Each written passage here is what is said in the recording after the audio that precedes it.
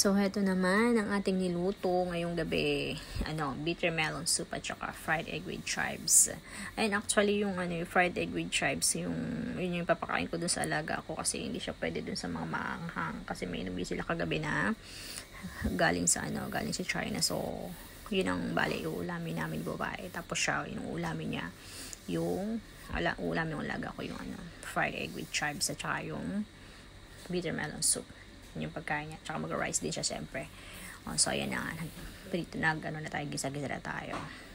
Gisa tayo ng bawang sibuyas. At saka ayan, ginisa natin yung minced pork. At saka, ayan. So, gisa-gisa lang tayo. Ayan. Mekos-mekos lang. Mga insan. Sabi, diba? Alala ko naman si Mr. Mekos-mekos diba? So, ayan. Gisa-gisa tayo. So, after yan, ilalagay ko na yung ampalaya. Diba? So, mix mo lang. Mekos-mekos nga, sabi nila, diba? Mekos-mekos mo lang uli insan. Tapos, lagyan mo na siya ng water. Diba? Tapos, lagay mo na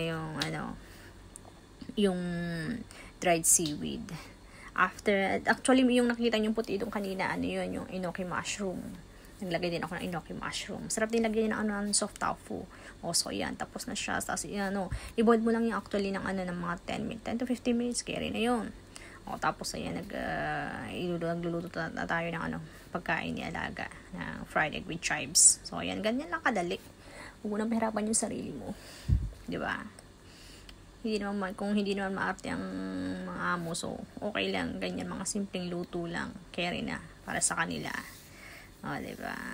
Ganun lang kasi tayo na nag-decide ng lulutuin diba? Huwag mo nang pahirapan yung sarili mong mag-isip. May stress ka pa. Diba? Ganun lang. Bye-bye!